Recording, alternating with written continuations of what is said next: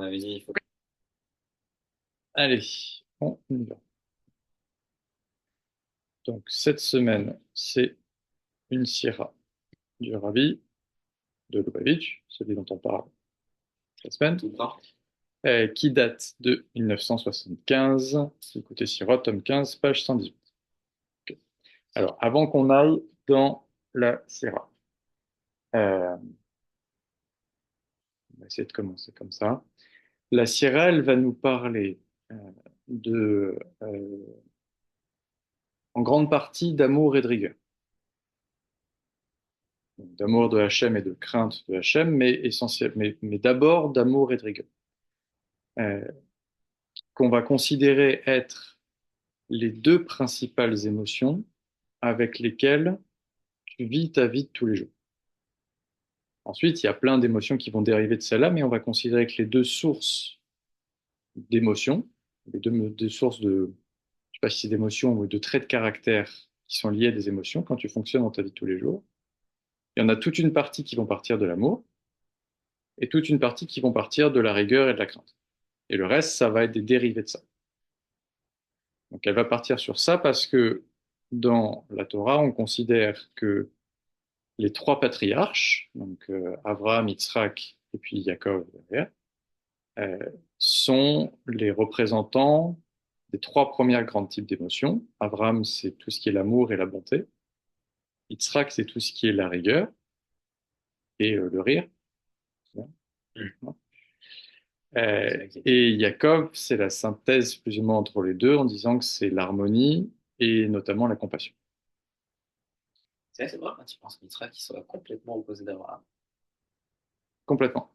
Ouais, c'est. Et complètement. Ouais, mais c'est Le fou. fils C'est paradoxal, non? est complètement je sais pas si c'est l'opposé du père, mais c'est le trait de caractère opposé. Ok. Bonne éducation. Donc on y va. Alors, on part d'un verset de Vayera. Donc, Vayera, c'est le titre de la paracha de la semaine. 21-25. Le verset, il dit: Abraham prit du menu et du gros bétail. Il les remit à Avimelech, qui est un roi, et ils conclurent mutuellement une alliance. Abraham plaça à part 7 brebis, et il dit à Avimelech: Tu reçois 7 brebis de ma main, afin que cela me serve de témoignage que j'ai creusé ce puits. Aussi appela-t-on cet endroit Beersheba, je veux dire le puits du serment, et c'est là qu'ils jurèrent l'un et l'autre. Et donc, dans la paracha de cette semaine, Abraham il creuse des puits.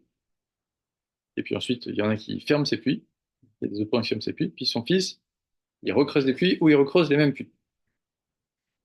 Comme c'est quand même un peu bizarre, on va Bah, essayer de comprendre pourquoi il creuse des puits, pourquoi il recreuse des puits, et pourquoi le puits, il s'appelle du nom d'Abraham ou il s'appelle du nom d'Israël. Et qu'est-ce que ça veut dire? attends, genre, depuis à l'époque, c'était à peu près. Alors, c'est comme si une région qui est relativement aride. C'est quand même une des grandes ressources, quoi. Ah, Comme si c'était du pétrole.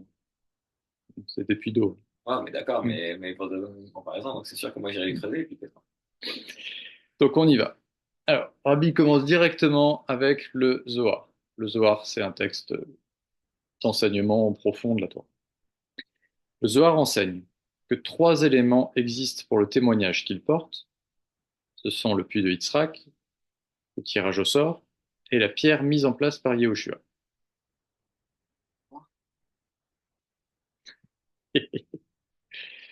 Donc le Zohar dit le puits de Yitzhak, c'est ce qu'on vient de voir là, dans la phrase qu'il dit afin que ça me serve de témoignage. Le tirage au sort, parce qu'il est écrit la terre d'Israël sera partagée par le sort. Ok, Et les pierres de Yehoshua, c'est écrit cette pierre sera notre témoignage. C'est les 3 endroits où on parle de témoignage. ok. Ok. Donc le Zohar, il est en train de dire que le puits d'Yitzhak, c'est le puits d'Yitzhak, avec lequel Abraham a contracté une alliance avec Avimelech, porte un témoignage. On va essayer de comprendre ce que ça veut dire qu'un témoignage. Et les pierres de justement par de les pierres Oui, dans le ciel. oui. Ok. Le puits d'Yitzhak, d'où le déduit-on? Parce qu'il est écrit dans notre paracha afin qu'il soit pour moi un témoignage. Or, on peut ici s'interroger sur cette affirmation, car le verset afin que tu sois pour moi un témoignage, est énoncé, en fait, à propos du puits qui fut creusé par Abraham. Donc, s'il est creusé par Abraham, pourquoi le Zohar l'appelle-t-il le puits de Yitzhak? Ok, jusque-là, on est vraiment sur de la sémantique, là. Pourquoi, si c'est Abraham qui l'a fait, on l'appelle le puits d'Yitzhak? Qu'il y a un premier sage qui donne une réponse à ça, c'est le Ramaz. Le Ramaz, alors quand on dit le Ramaz, etc., c'est parce que les sages, on prend les acronymes de leur prénom et de leur nom de famille. Le Ramaz, je sais pas, j'ai un doute. Hein, le R, c'est toujours Rabbi. Hein, et après, les lettres suivantes vont correspondre aux initiales, aux initiales. En général, c'est une marque d'honneur, hein, d'avoir un acronyme comme ça. C'est que c'est quelqu'un qu'on va garder dans l'histoire. Donc, le Ramaz apporte à cette question la réponse suivante. Les mots, afin que tu sois pour moi un témoignage, furent certes prononcés par Abraham, mais néanmoins le puits que celui creusa fut celui de Yitzhak. Ok. Toutefois, il convient de préciser le sens de cette explication. Comment est-ce que le puits creusé par Abraham peut-il être défini comme celui de Yitzhak? C'est bon? Ok. Alors, le rabbi va faire un parallèle entre le Ramaz et son père. Donc, le père du rabbi, c'est Rabbi Levi Yitzhak, qui est euh, pas un rébé au sens de Chabad, mais qui, quand Chabad a déménagé aux États-Unis pour survivre à la guerre et pour faire survivre, c'est-à-dire le courant aux États-Unis, lui, il était déporté en euh, Afghanistan, hein, en Kazakhstan. Ouais, c'est ça. Parce qu'en Afghanistan, je pense pas que Pardon, je ça suis soit très trompé. boulal. Donc lui, il était déporté par le régime soviétique au Kazakhstan dans des conditions considérablement difficiles.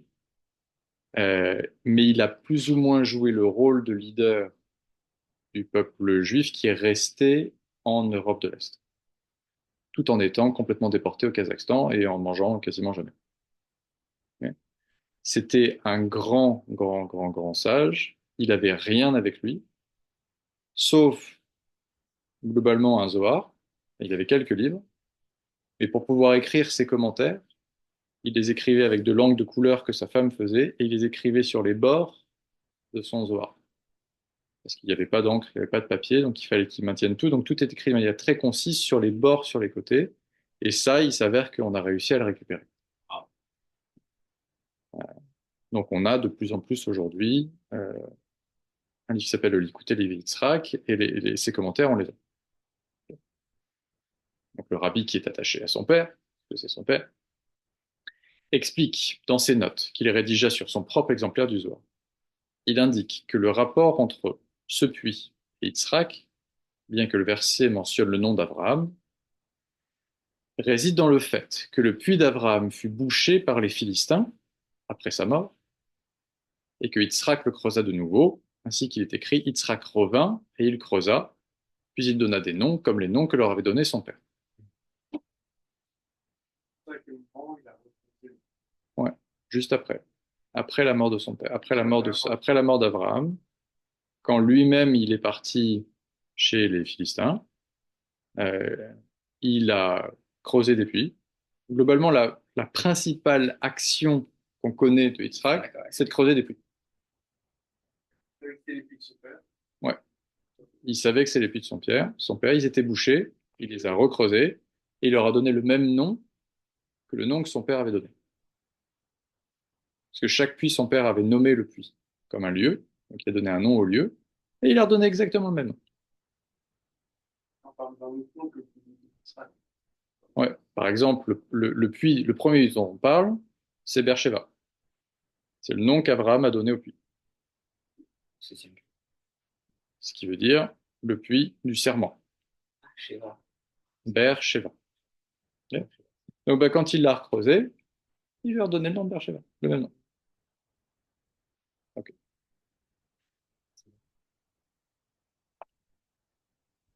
Donc, Rabbi Lévi Yitzhak, qui continue à dire, et l'on verra à ce propos le Torah Or, qui est un autre livre, au début de la paracha Toldot, qui est un autre endroit dans la Torah, qu'il faudra consulter. C'est la raison pour laquelle ce puits est attribué à Yitzhak. Ça, c'était la citation de Rabbi Lévi Yitzhak. Le commentaire de mon père semble être à l'opposé de celui du Ramaz. Selon ce dernier, le Ramaz, le puits que creusa Abraham devint par la suite celui de Yitzhak, et par la suite il resta avant tout le puits de Yitzhak. Ça, c'est ce que dit le Ramaz. Même s'il a été, donc, même s'il a été creusé par Abraham. Le commentaire de mon père, en revanche, semble dire l'inverse, et affirmer que ce puits est bien resté celui d'Abraham. Ok. Donc, en gros, on va savoir, genre, c'est le puits de qui. Il y en a un qui dit, c'était d'abord le puits d'Abraham, puis c'est devenu celui Mhm. d'Yitzhak, donc c'est resté celui d'Yitzhak. Et l'autre qui dit, c'est resté celui d'Abraham, même si on l'appelle le puits d'Yitzhak. Néanmoins, Ah, Yitzhak le creusa de nouveau, c'est la raison pour laquelle le verset lui en attribue la propriété. ouais, c'est ça. Et en plus, c'est pour ça que j'étais en train de regarder. Parce que ça, j'étais en train de regarder dans Toldot, où on parle finalement Mhm. de BHA, et surtout quand on te dit que Yitzhak, ok, il a créé, et enfin, il a nommé, il lui donna le nom de enfin Beersheba, et on te dit c'est le nom qui est donné jusqu'à ce jour. En général, quand c'est marqué dans la Torah, alors Adayomede, ça veut dire que c'est vraiment quelque chose qui est relativement nouveau. Mais oui, donc c'est Ok. pour donner un peu de contexte. Donc, on va creuser ça, et puis ensuite, ça va tourner vers qu'est-ce que ça veut dire pour notre vie de tous les jours. Il est bien évident que si l'on prend en compte le contenu profond de ces puits et les raisons ayant conduit à les creuser, ces deux explications sont l'une et l'autre justifiées et plausibles. Cependant, on peut encore se poser la question suivante. Quelle différence y a-t-il entre les deux interprétations? Et pourquoi mon père, au lieu d'accepter le commentaire du Ramaz, qui est cité à maintes reprises dans les ouvrages de la Chassidoute, en choisit-il un autre en sens opposé? On peut donc penser que la justification de tout cela apparaît en allusion dans la référence que mon père indique à la fin de son explication, c'est-à-dire, on verra à ce propos le Torah Or, au début de la parashat Toldot, qu'il faudra consulter. C'est ce que nous montrerons. C'est le but de cette démonstration. Mhm. Le Torah Or explique à cette référence que la mission d'Abraham et son service de Hachem sont liés à l'attribut de bonté, en hébreu, chesed, qui est une révélation du haut vers le bas. Vous m'arrêtez quand ça va pas, hein, ou quand vous voulez. Du haut vers le bas, donc de Dieu Ouais. vers l'humanité. Donc le Enfin, vers le monde. service, quand on dit le service de Hachem, c'est aussi la manière dont il se comporte dans le monde. Abraham, il se comporte selon un attribut profond de bonté envers son prochain. Ouais, il était réputé pour ça. Sa tante, elle avait quatre. Abraham, il avait une tente, une grande tente, et il y avait 4 portes pour que les gens puissent rentrer dans la tente de n'importe quel endroit. C'était une tente, genre aujourd'hui ce qu'on va appeler un hôtel 5 étoiles. Hein. C'était pas genre la petite tente, c'était très très grande tente. Les gens venaient, il y avait toujours de la nourriture, il y avait toujours l'hospitalité, tu pouvais toujours manger, tu pouvais toujours. Voilà. Et c'est tout le concept d'hospitalité, de recevoir des gens pauvres, des gens riches, des gens quel que soit, c'est lié à Abraham et c'est lui qui l'a inculqué. Et sur un attribut de bonté. À l'inverse, la mission de Yitzhak, son fils, et son service de Hachem s'inscrit dans l'attribut de rigueur. En hébreu, on dit Gevura, de l'élévation du bas vers le haut. Donc autant Abraham, c'est la bonté, autant Yitzhak, c'est la rigueur. Il y a une certaine discipline et il y a un travail beaucoup plus intérieur. C'est-à-dire que si Abraham est beaucoup vers l'extérieur, vers l'autre, Yitzhak, il est beaucoup vers rentrer à l'intérieur de lui-même pour trouver les réponses à l'intérieur de lui-même. Ce qui est assez paradoxal aussi quand il pense, parce qu'Abraham, il a eu aussi tout son côté, genre, travail intérieur. Avant, avant. Mais en cherchant des réponses quand même par l'extérieur. Regardant les astres, Ouais. etc. Donc quand même, il va aller chercher à l'extérieur. Alors que Yitzhak, il médite. Il va le chercher à l'intérieur de lui-même. Ouais, finalement, pour en arriver à se dire, genre, il y a un Dieu, etc. Alors, c'est sûr, tu peux regarder les astres, le soleil toute la journée, même si tu aurais du mal. Non. Genre, mais à terme, ça devient une réflexion profonde. Oui, ça devient une réflexion profonde. C'est OK? C'est bon? OK. C'est la raison pour laquelle il est dit, Abraham, celui qui m'a aimé, et celui que craignait Yitzhak. Ok, ces deux versets qui permettent de... L'amour émane de l'attribut de bonté, et la crainte, la peur, de celui de la rigueur. Se basant sur cette différence entre le service de Hachem d'Abraham et celui de Yitzhak, l'Admorazaken, qui est un autre sage, explique dans le Torah Or, c'est lui qui a écrit le Torah Or, la raison pour laquelle les puits creusés par Abraham furent bouchés par les Philistins. Puis lorsqu'il fut de nouveau creusé par Yitzhak, il reçut une existence définitive. Alors on va rentrer assez fort là-dedans. Ok. En effet, la force du mal des Philistins pouvait s'opposer uniquement à la bonté du domaine de la sainteté, mais non à sa rigueur. Ah, il va expliquer, mais on va peut-être faire je pense qu'il va l'expliquer. En face de chacun des attributs qu'on va considérer comme positifs, il y a le même attribut d'un côté qui n'est pas positif. Ça, c'est la tension dont on a parlé cet après-midi. Comme il faut qu'il y ait une tension entre eux et qu'il y ait un libre Un arbitre, équilibre. et qu'il y ait enfin, comme il faut, comme Hachem veut qu'il y ait un libre arbitre pour le choisir, il faut que sur chacun des éléments qui va vers lui, il y ait un élément opposé qui va pas vers lui, de manière à ce que tu puisses décider de choisir d'aller vers lui, ce qui veut dire que tu vas être tenté par l'autre. Okay. Donc, s'il y a un attribut de bonté, à l'intérieur de l'attribut de bonté, il y a aussi un attribut de bonté du côté pas vers lui. Ok? C'est bon jusque-là ou pas? Non, j'avais dit pas bon. Non. Vas-y. Non, pour moi, c'est pas.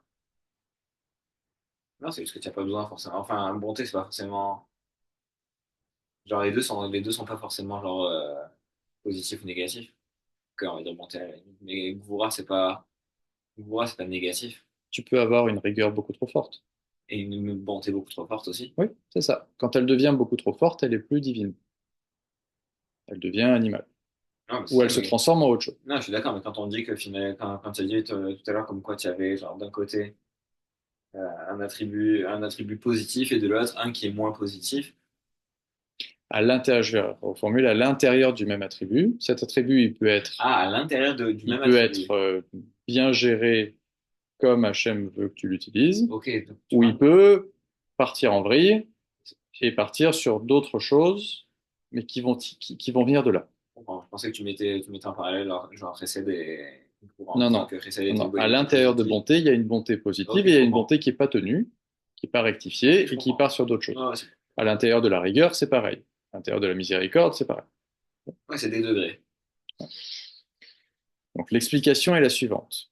Le terme philistin, Pelishtim en hébreu, est de la même étymologie que mefoular, qui est un adjectif qui s'applique à une ruelle pour indiquer que celle-ci est ouverte de part et d'autre et qu'elle n'est pas une impasse.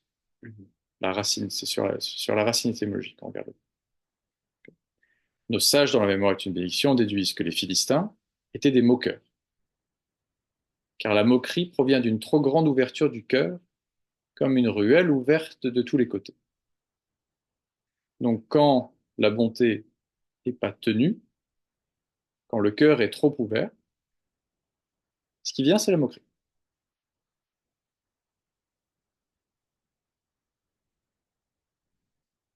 Hmm.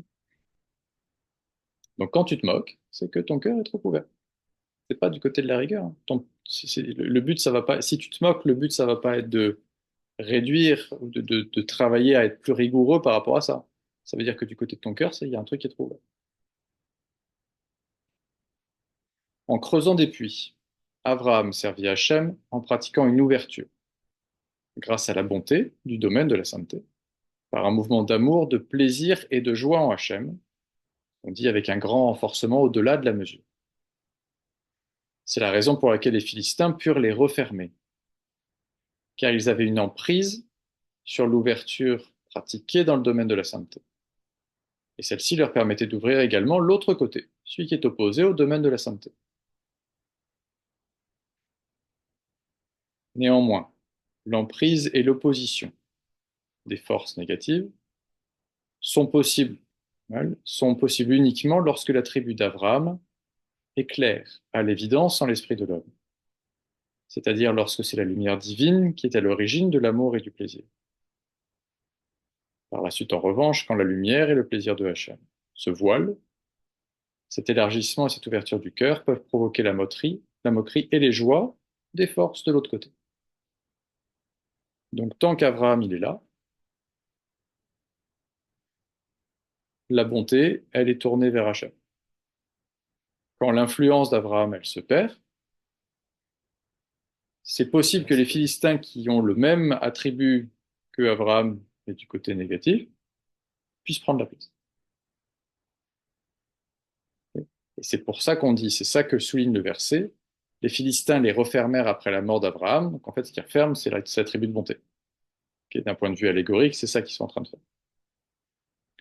Quand l'amour de la sainteté disparut avec la mort d'Abraham, seule l'ouverture du cœur subsista, et dès lors l'opposition des Philistins fut en mesure de se manifester, donc, en conséquence, ils bouchèrent les puits. Donc ils bouchent la bonté. Il redirige la bonté. Ils bouchent le divin, Voilà. et du coup, l'ouverture du cœur qui est là, elle est là pour la moquerie. À l'inverse, les Philistins, et ça tu l'as dans la Torah après, furent incapables de refermer les puits de Yitzhak. Pourquoi? Pourquoi ils ont pu fermer les puits d'Abraham, mais ils n'ont pas pu refermer les puits de Yitzhak? Parce que les puits de Yitzhak avaient été creusés grâce à son service de Hachem basé sur la crainte et la peur du domaine de la sainteté. Or, les Philistins étaient le pendant dans les forces négatives de l'attribut de la bonté de la sainteté. De ce fait, ils furent incapables de boucher le puits de Yitzhak, qui correspondait à l'attribut de rigueur de la sainteté, car tout attribut appartenant au domaine du mal ne peut s'opposer qu'à l'attribut qui lui est équivalent dans le domaine de la sainteté. Donc, en face de la bonté, il y a une bonté négative. Et la bonté négative, si on peut dire bonté négative, c'est pas génial ce que je suis en train de dire là. Mais euh, le, les Philistins, ils sont du côté de la bonté. Donc, ils sont pas du côté de la rigueur. Donc, ils Mais peuvent pas toucher à la rigueur. pourquoi il y a pas d'autres peuples qui étaient finalement l'attribut de rigueur Pas dans négatif? la Torah. Il y a aucun peuple. C'est pas marqué dans la Torah. Et c'est pas marqué dans la Torah.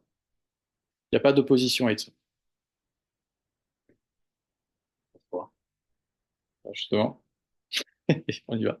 Ok, mais attends, mais si il n'y a pas d'opposition, ça veut dire qu'il n'y a pas de libre, enfin pas de libre arbitre, c'est qu'il y a pas d'équilibre. Non, mais il y en a. Mais dans la Torah, il n'y a pas un peuple, il y a pas un peuple comme les Philistins pour Abraham. Ok.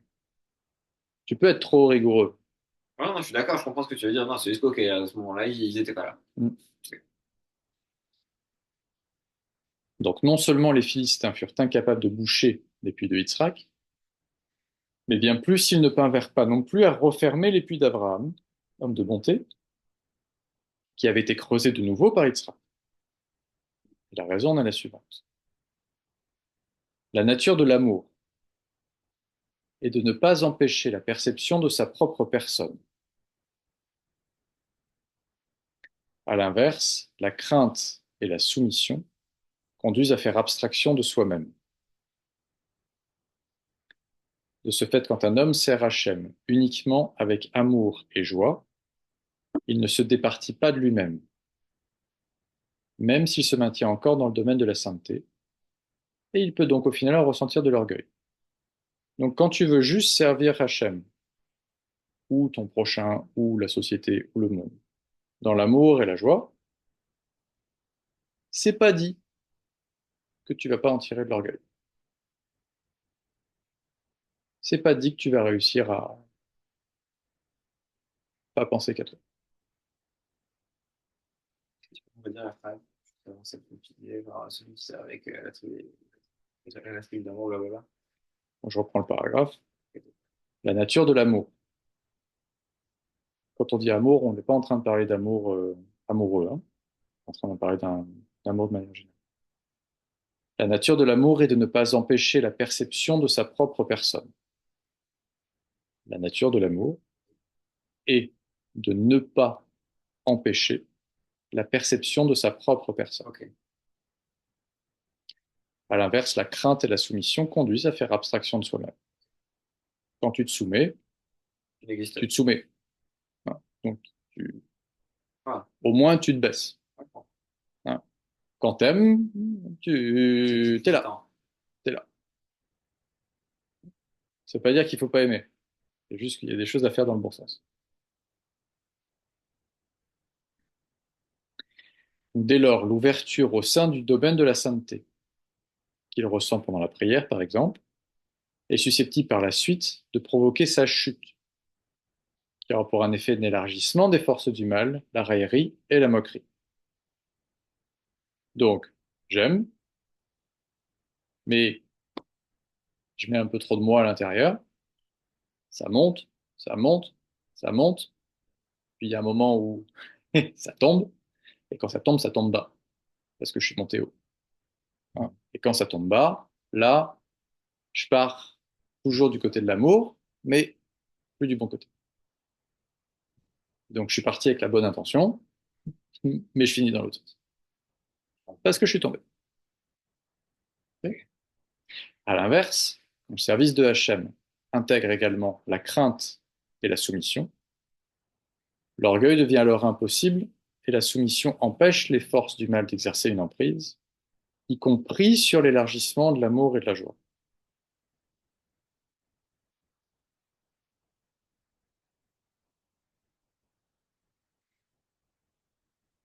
Je sais pas. Parce que, tu vois, on disait il y a pas si longtemps que ça. Oui, genre, je travaille sur mon ego. Genre, je travaille, je vais pour effacer mon ego. Je descends, je travaille fort dessus. J'ai temps sur la rigueur. Parce que finalement, diminuer son ego, c'est vraiment, on est en train d'avancer la tribu de rigueur. C'est Ouais. d'accord? J'avance. Et finalement, tu en arrives au stade où tu dis, j'ai réussi à détruire mon ego. Et là, finalement, Ça, tu le dis pas avec ton attribut de rigueur. tu dis avec lequel? Finalement, c'est la tribu de rigueur qui est poussée comme, c'est le même principe que la tribu d'amour Non, finalement c'est que qu'il y a un toi-même. truc, c'est un truc qui a sauté dans ta soumission. Il y a un truc qui s'est pas fait. Si tu es en train de te soumettre, si Mhm. tu es en train de faire shiflout, Mhm. en te soumettant, tu peux pas dire je. Tu peux encore dire je, Tu peux parce que encore tu peux dire encore je. aller Ok, plus loin, d'accord. parce que tu peux aller encore plus Ah, loin. je Hein. comprends. Mais si tu es dans une position de soumission, t'es pas dans une position d'orgueil. Ou alors t'es pas vraiment en soumission, tu es en Ouais. fausse humilité. À ce moment-là, c'est pas de la vraie humilité, c'est pas de la vraie soumission, c'est de la fausse Ouais, mais c'est humilité. ça, on pourrait pas dire la même chose du côté de l'amour ou quelqu'un?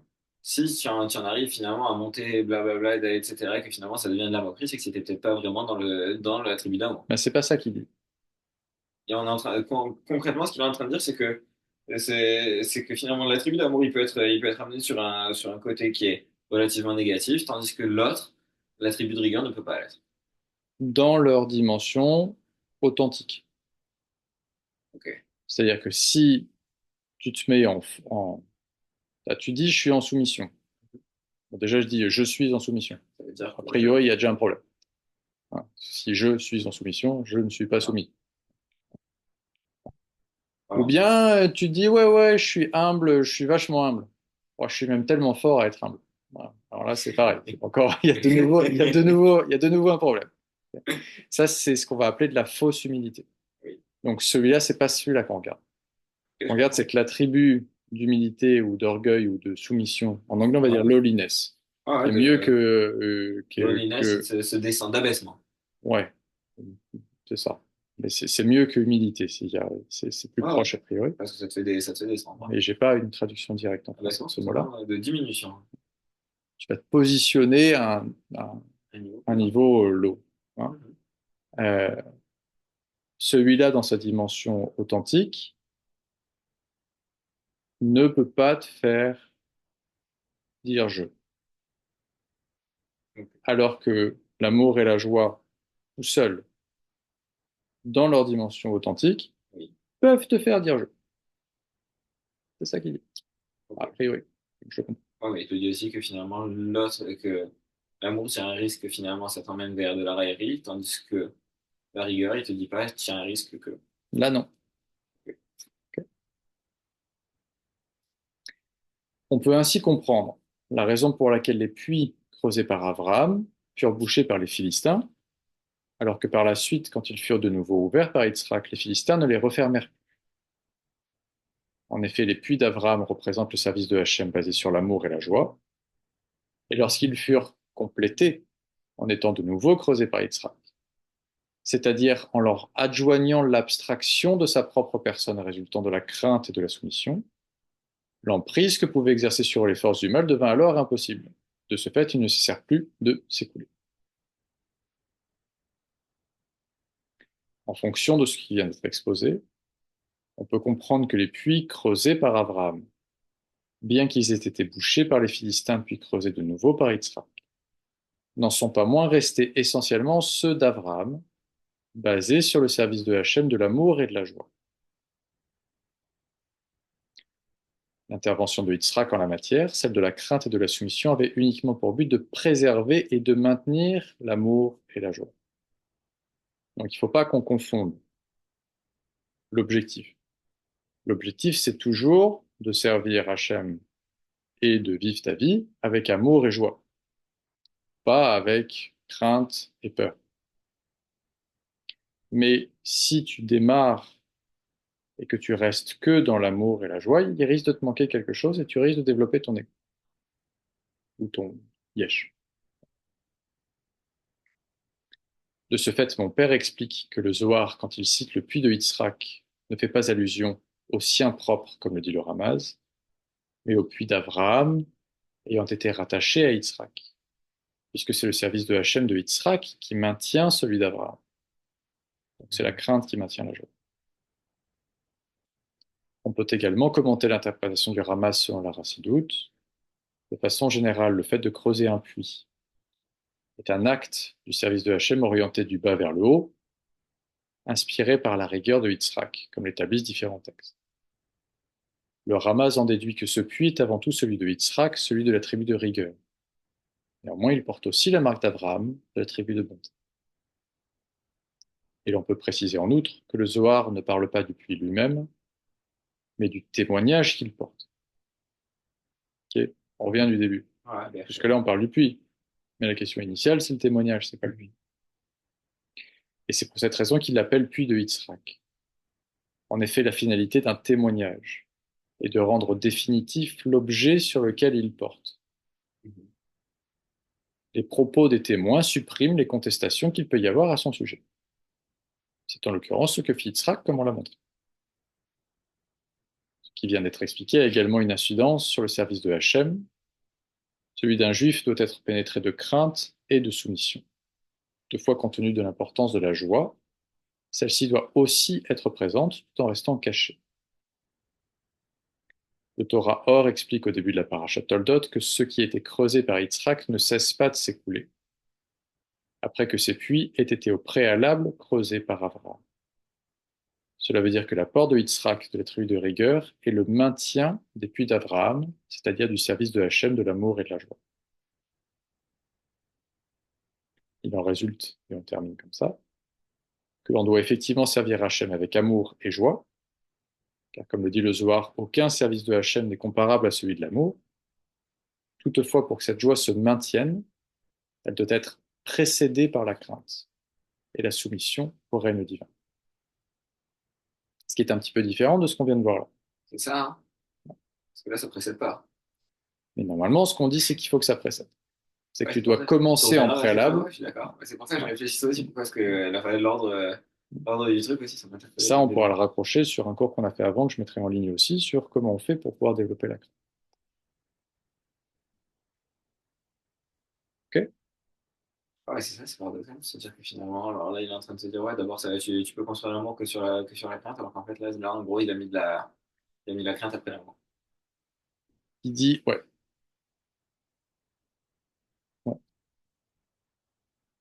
parce qu'il faut la joie, mais il faut qu'elle soit complétée par la crainte. Et en l'occurrence, pour qu'elle Ouais, soit mais là, vraiment complétée par la crainte, c'est mieux si c'est c'est préalable. la crainte, c'est ça, ce qu'il est Si en train de dire, c'est t'as qu'il la faut crainte en d'abord la premier. crainte et qu'après, tu puisses construire sur elle. Ouais.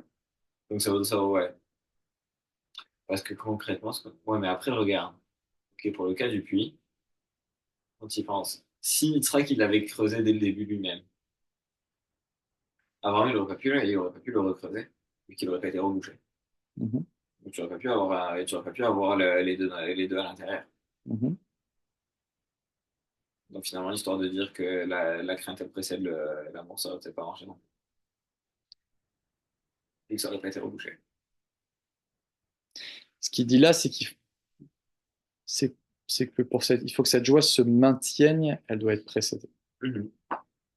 Donc tu peux démarrer par la joie, mais pour qu'elle soit vraiment véritable, il faut qu'elle Mhm. soit précédée par la crainte. Quelque part, tu peux dire qu'il y a une joie, l'objectif c'est la joie, pour que cette joie elle se maintienne Ouais, et pas qu'elle s'efface, il faut qu'il y ait la crainte. mhm. Ok, on va arrêter l'enregistrement là.